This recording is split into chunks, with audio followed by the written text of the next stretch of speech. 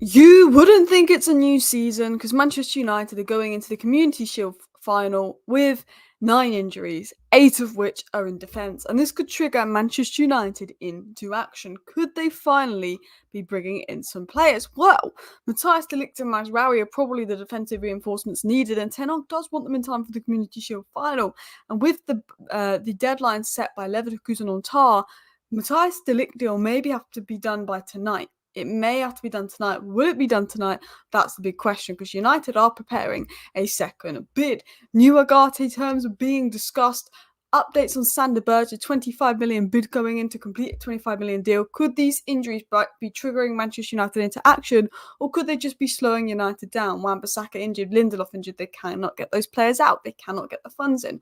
Well, we're going to dive into all the latest Manchester United news, transfer news, updates, and more. So please do hit that like button if you have not already, and of course subscribe down below to the channel if you're new. But big up everybody in the chat. There's a lot to get through. There's a lot of news to get into, and yeah. Should we just talk about the injuries first? Because we keep going on about transfers, and there is some interesting transfer development. But this is what I just tweeted. I can't. I generally can't. You wouldn't think we've had a month off and then a month for training. I can't believe we're going into the Community Shield match with 9 injuries, 8 of which are in defence, being picked up after 1 month of training. Particularly frustrating when Lindelof and Wan-Bissaka need to be moved on to fund potential new signings. Martinez, Evans and Dalot are the only senior fit defenders in the whole squad. So frustrating. Now you're wondering, who are those 8 defensive injuries? Malacia and Shaw at left back, okay?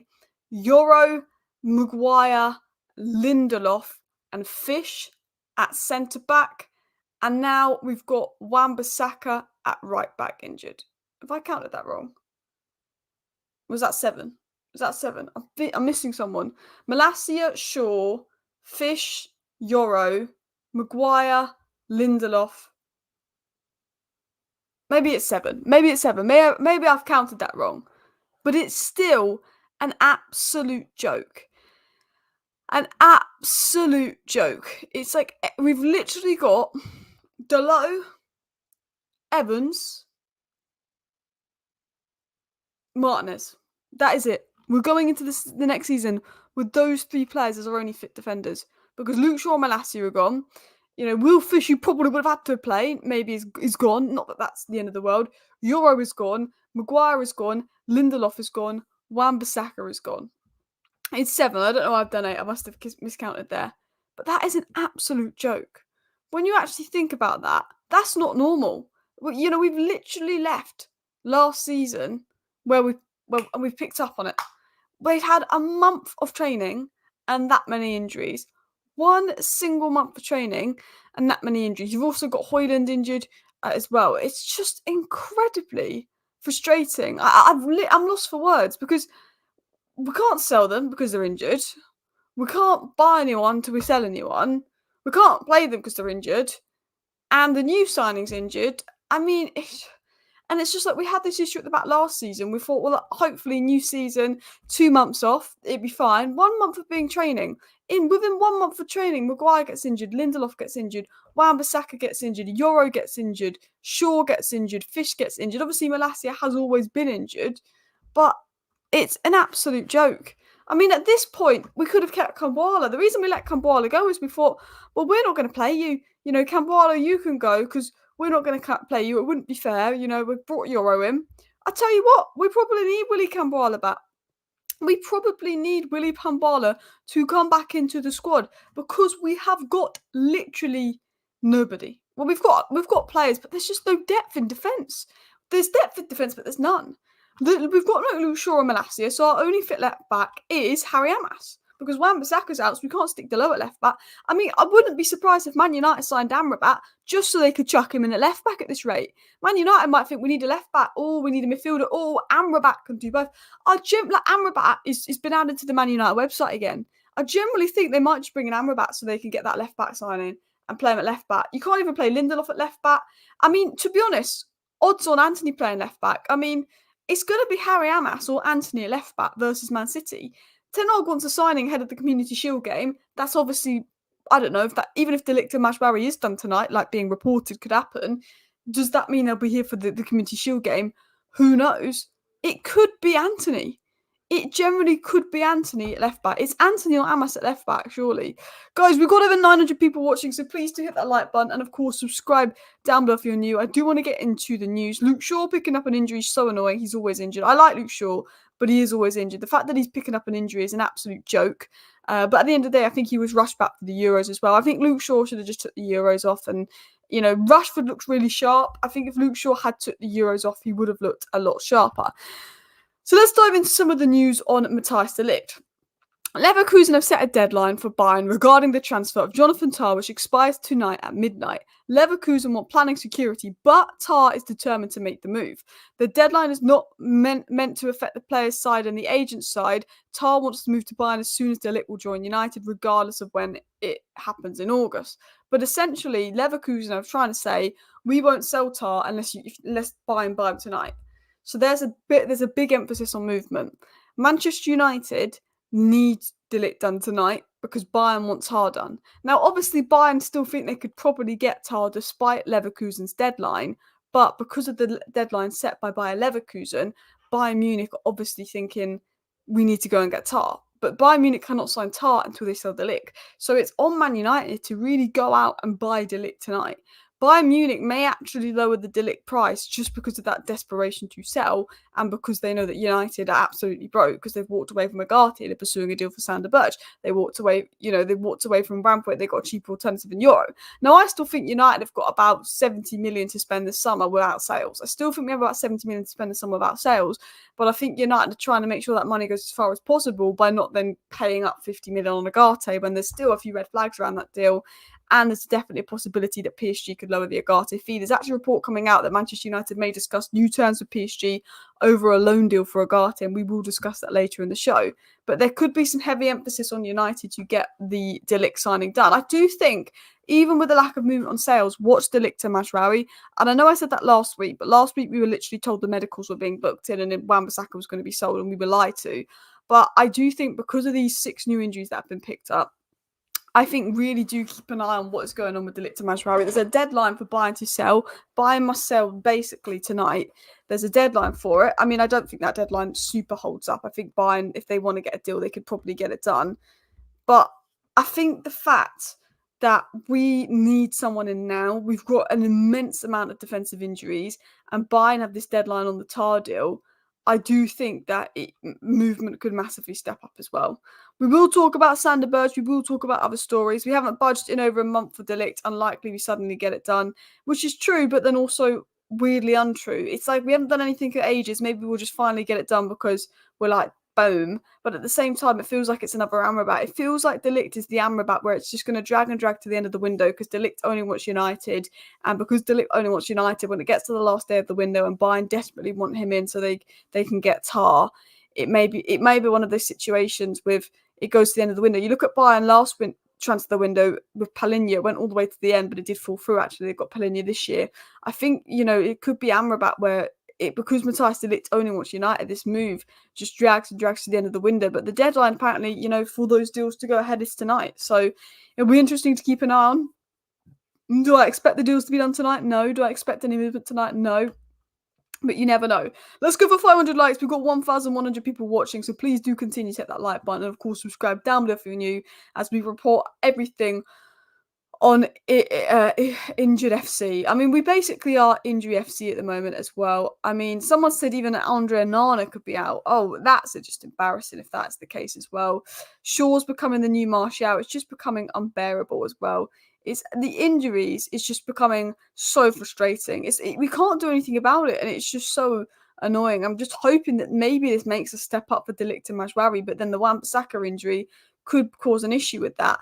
Now, apparently, West Ham is still in for Wan-Bissaka, and United would give Wan-Bissaka a payoff to leave, and there's expected to be advancements on that. But now West Ham are apparently looking at Trippier. Not that I think it makes super sense to look at Trippier from a West Ham perspective because he's 34 and he's the same price as Wan-Bissaka on higher wages than Wan-Bissaka. So I don't really think that West Ham are that serious about it. I think West Ham are playing a game to pretend they're going to go and sign Kieran Trippier to probably try and scare Manchester United into lowering the price. For Wan-Bissaka, if I'm going to be honest, I do think the Wan-Bissaka deal could get done and over the line. But the fact that he's picked up an injury, again, puts that deal in jeopardy. And then that puts a lot of our transfer plans in jeopardy. You know, Lindelof being injured, we need to sell him. I don't know how Lindelof's still at United. Now, there was one report going about, actually, that I want to get into if I can find it. And this is it here. No, that's not it. It is, where is it here? This was here by Phil Brown. Phil Brown does have inside sources within the club. And he said a number of Manchester United players negotiated a clause in their contract. If the club extended their contract by a year to protect resale value, the player gets half of the fee. So potentially Man United players want to go into the final year of their contract, so United extend it so then they can get a little bit of the resale fee and all of that and get a bit of money. I don't know what that is. I don't know what the truth is in that. But I think if we've really been silly enough to put clauses like that in certain players' contract, no wonder they're trying to run down their contract and ask for a big payout. Because we were saying this on our show earlier, I think Alex commented it. Why is it only Man United that have players that demand huge payouts just before they leave? Why is it only United? Because Wan-Bissaka's wages were going to be covered in full by West Ham. Because Wan-Bissaka's on 85, 90k a week, they're going to be covered in full. Why is it only United players that demand these huge payouts when they leave? And it makes it 10 times harder for us to sell players, because even players like Wan-Bissaka that aren't on like ridiculous wages compared to other players are now demanding fees. So the deadline is 11:59 p.m. tonight, and it said that Tar cannot be signed without De Ligt's departure. So this could push Bayern to push United and maybe some negotiations to happen. Now, it is expected that the second bid for Matthijs De Ligt comes in from Manchester United tonight. Manchester United are fully expected to make a second bid for Matthijs De Ligt. Maybe not tonight, sorry, I meant this week. There's an expectation we're going to make a second bid for Matthijs De Ligt this week. That has been said by many sources. Maybe that could push it to come in tonight. Maybe that could push some movement. We'll have to wait and see. It's not moved for a month. Who knows if it's going to move tonight? But I think with the injuries, I think with the Tar deadline, there's definitely a lot of incentive for those deals to move and speed up and stuff as well. Even Lindelof's overpaid for his level. No one wants to pay 100k a week. That's the problem. Lindelof's on 100k a week. No one wants to pay him that. Wan-Bissaka's on 90k a week. He can just about get that. McTominay's on about 60k a week. He can get that. But other than McTominay and Lindelof, all of our other players will have to take a wage cut to leave United. And you wonder why McTominay and Lindelof are the only... Sorry, McTominay and Wan-Bissaka. McTominay and Wan-Bissaka are the only players at Man United that may receive somewhat around the same wages if they leave. 90k, 60k. Every other Man United player is going to take a loss on wages if they leave. And you wonder why the only actual sales we've been talking about for 3 weeks that have a possibility of happening are McTominay and Wan-Bissaka. Because Lindelof doesn't want to leave. He wants to sit on the bench and get the money. Half the players want to sit on the bench and get the money because they know that they will get nowhere near their wages elsewhere. Wan-Bissaka and McTominay have genuine possibilities of leaving because it's not that they're on such ridiculous wages that they will lose money. They won't. In fact, Lindelof, it's that Wan-Bissaka is, will make the same amount of money at West Ham. He just wants to get more money at United by demanding a payoff. He thinks, why not? Because I will be a free agent. I could run down my contract. United are desperate to sell me. Let me demand a payoff. They're weak. They're crap in the transfer window. That is the issue. Because McTominay and Wan-Bissaka are the two best chances we have of selling. And that is purely because they're two players that are on affordable wages. But because they've got 1 year left on their deal, because they've got 1 year left on the contract, well, they're going to try and see if they can get a payout. They're going to try and see if they can get money for United, which means that, if we're getting 30 million from McTominay, we're now getting 25. If we're getting 18 million from Wan-Bissaka, we're now getting, 13, 14. That's the frustrating thing as well.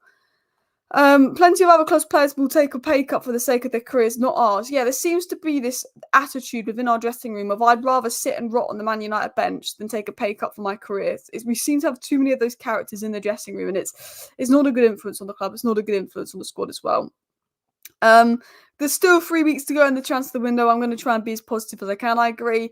I mean, the way I see it is, I'm not happy. I'm not happy with the lack of movement. But at the end of the day, there's 3 weeks left in the transfer window. We could be sitting here on the 1st of September with Fofana, Berge. We could be sitting here with Fofana, Berge, De Ligt, Mazraoui. We could be sitting here with Fofana, Berge, De Ligt, Mazraoui, and Wan-Bissaka, McTominay sold. If we're sitting here like that in September, I'm not going to complain too much. I would take the window as a somewhat successful one. But I think it's the energy we got from getting Euro and Zirkzee done within a week to then agreeing personal terms with Ugarte. In the space of 9 days, we brought Euro, we brought Zirkzee, we agreed personal terms with Ugarte. We got that high. And then it's been so flat since. We've walked away from Ugarte. We can't sell this player. McTominay was close to being sold. We can't sell him. Lindelof's close to being sold. We can't sell him.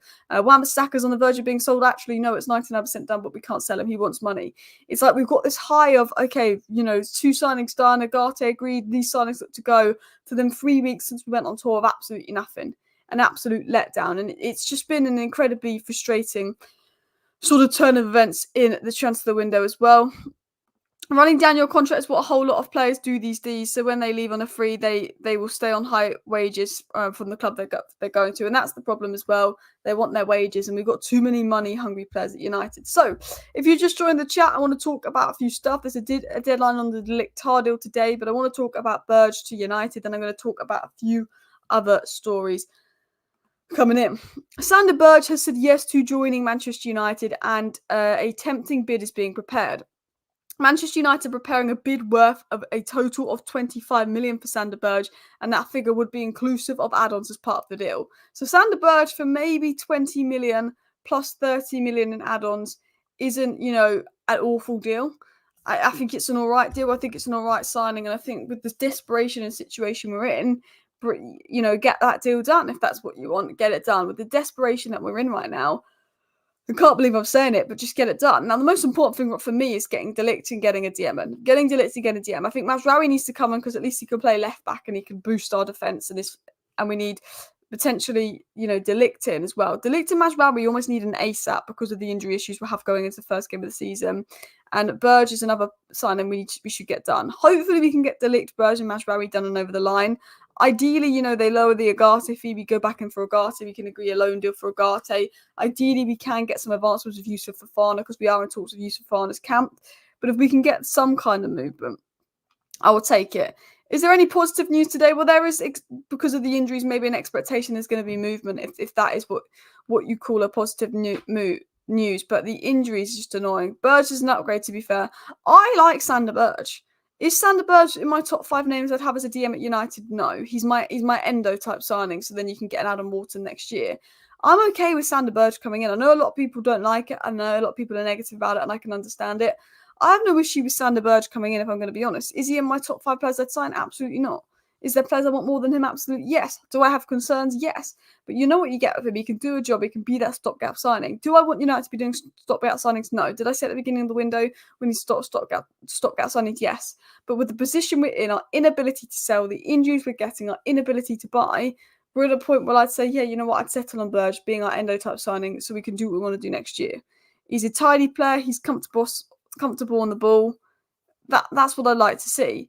Now, I don't necessarily know if it would be Wharton who we go for next year. Wharton may be crap for Crystal Palace, but what I mean is Liverpool got Endo, waited a year, they got Subamende. I don't think a year ago Liverpool were planning to get Subamende. I'm not saying we're going to go and get Wharton next year, but what I'm saying is we could maybe get a DM of that caliber next year would be the hope. You don't know with United, it depends on sales, but I actually don't mind Berge. He's 6'4". He'll improve the physical flooring of the squad. I think the physicality is good. He can partner Maino. He gets called a defensive McTominay, but he's nothing like McTominay because he wants the ball and he's good on the ball. Sander Berge he's had games in the Premier League where he's had 130 touches and played 128 out of 130 successful passes. McTominay has games in the Premier League where he has 7 touches in a single half. And multiple times McTominay's had less than 10 touches in a half. McTominay's played 90 minutes where he's made less than 25 touches a game. Sander Berge in the same position consistently makes 100 touches a game. Sander Berge is a very different player to McTominay. They're the same height. They're the same frame, but there's lots of different differences between Berge and McTominay. Is Berge a player that I would go, boom, get it done, amazing signing? No, it's a stopgap signing, but it's a deal that I feel okay about. I would like it on top of Fofana. If we just brought Sander Berge in, I still have concerns about our midfield going into next season because he hasn't proven if he can do it at the top level. He's a good player. He's a good player for Burnley, but is he a Man United level player? That's the question around him. Probably not. But is he going to come in and probably be an improvement on Casemiro? Yes. I mean, Berge said yes to United. United are preparing a bid around £25 million. Add-ons would be included in that £25 million. It's not the end of the world. But I do think there's better options out there for sure, but it could be our temporary signing. In regards to other news, we have held official talks with Burnley to discuss the move for Sander Berge, and Berge will agree to United.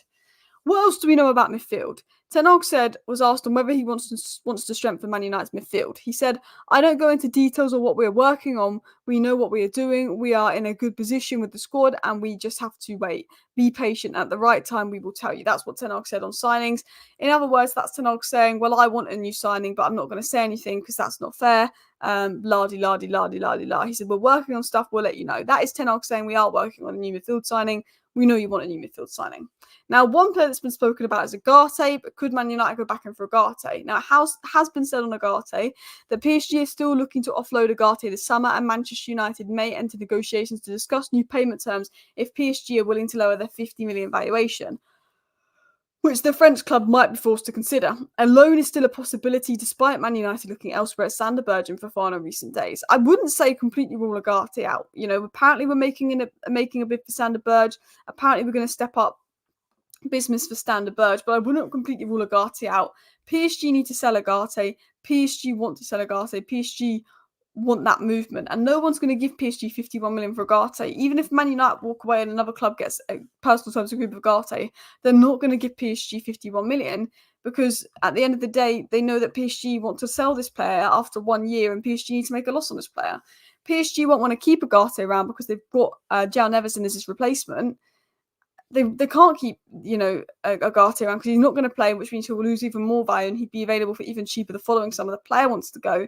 The manager wants Ugarte gone. They've got the replacement in. They kind of need the funds because they want to sign an attacker. There is a real need for PSG to lower Ugarte's fee, and I think Ineos know that.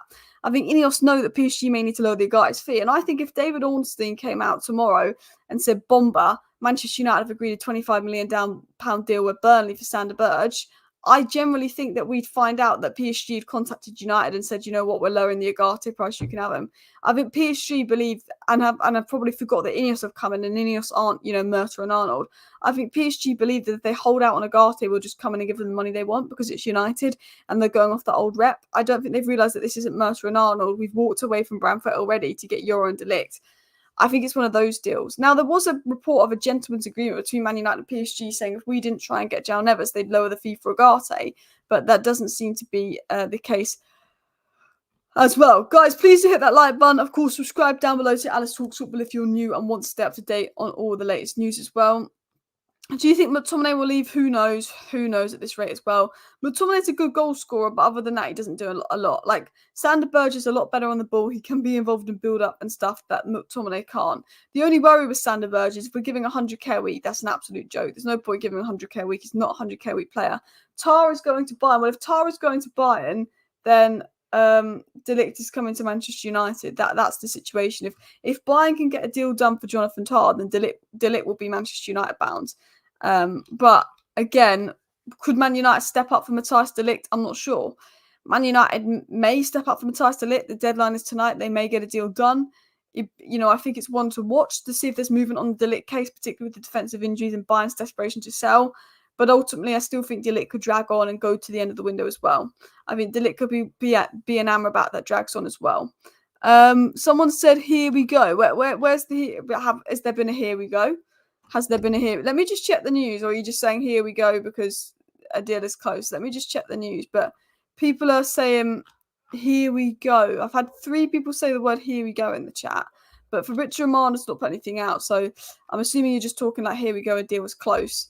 But I don't know what's going on with De Ligt. We are meant to put a second bid in for De Ligt this week. There is reports that United are preparing another offer for De Ligt to Mazraoui, and that's expected to go in this week. We know that De Ligt is pushing for the move. We know Mazraoui is pushing for the move. We know that Bayern are getting frustrated. We know that Man United are getting frustrated. We know that with the injuries as well, Manchester United got even more motivation to do this deal. And with the deadline put on Tar, Bayern Munich may push ahead and look to sign Matthijs De Ligt as well. Have we sold anybody? No. I mean, we have sold players, just no one that's going to contribute significantly to funds as well. Problem is just being left too late, these signings. We are risking points and results. Exactly. The annoying thing is I wanted these signings done and ready to come in for the Fulham game. De Ligt and Mazraoui be ready for the Fulham game. Youssouf Fofana be ready for the Fulham game if we brought him in, or Sander Berge be ready for the Fulham game. And the longer and longer this drags on, it's almost like they won't be ready until after the September international break, which is going to be a massive, massive faff as well. Here we go to no signings. Here we go to no signings. Well, yes, I do. Look, it's a bit frustrating at the moment. It's a bit negative. There's all the injuries. There's all of this. There's all of that. We've walked away from Ugarte. We could walk away from De Ligt. There's a lot of frustration. But I still have confidence that we will sell a player and we will sign at least 3 new players. I don't know why. Maybe I'm being deludedly confident. Maybe I'm being deludedly positive.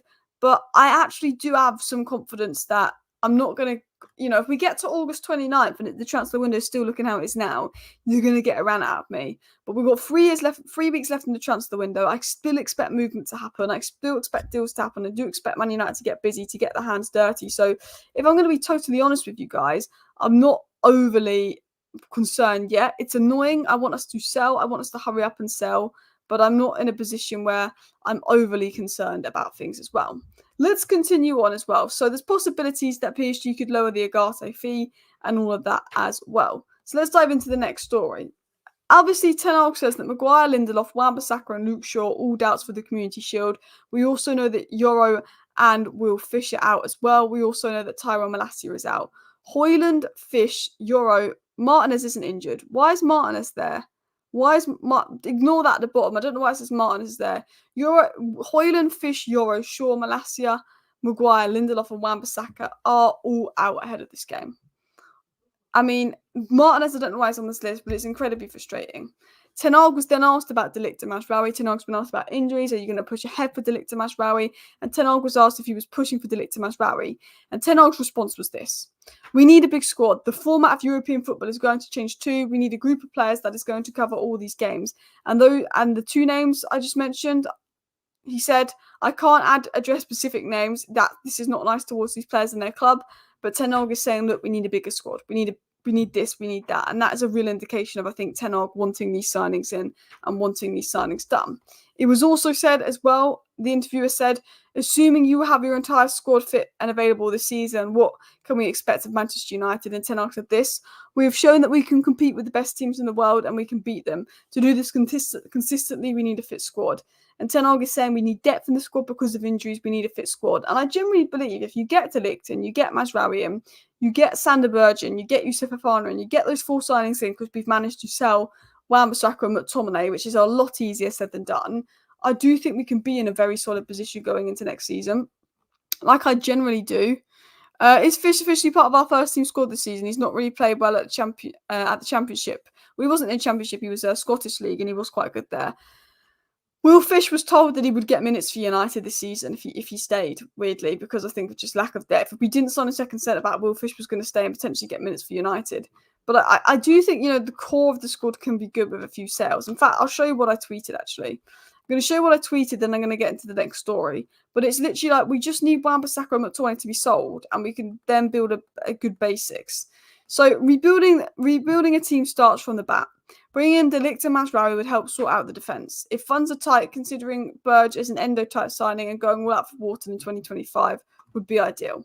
I'd like to see us do more in the window, but due to silly clauses that Murta and Arnold have implemented and high wages, it's going to be difficult to sell. All of these signings will help with defensive stability and also some in build-up. These subtle improvements can have a big impact. I think building from the back with, De Ligt, potentially Fofana, Mazraoui, Berge, they would help improve the back. The biggest issue last season was defensive injuries, midfield structure, and a lack of physical athletic qualities in midfield. Mazraoui, De Ligt, Berge, and if you sell McTominay, Fofana will bring this much needed stability in. In fact, I would choose Fofana over Berge, but it looks like we prefer Berge to Fofana. If I'm going to be honest, Fofana would be my midfield signing. Will bring that much needed stability to solve bigger issues. Ahmad, Garnacho, Rashford, Zirkzee, Højlund and Sancho are more than good enough attacking options, especially if we get the best out of them.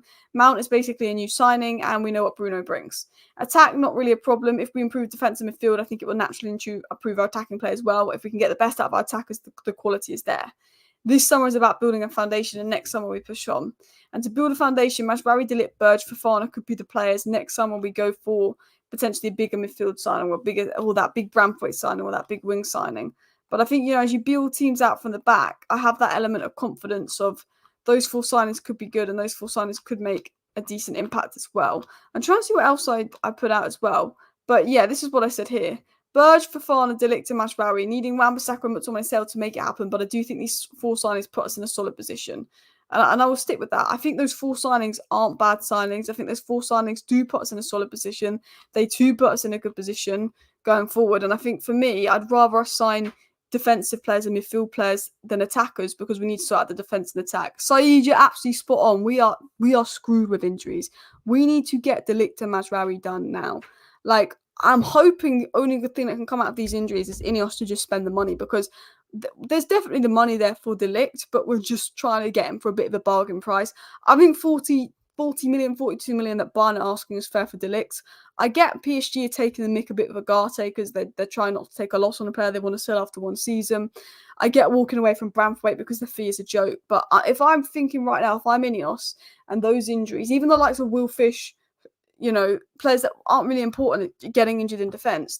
I think that's 7 defenders injured. Only 3 first-team defenders that fit Evans, Martinez, Dalot. I think that hopefully this can trigger Ineos into getting De Ligt. There's a deadline on the Tar deal tonight.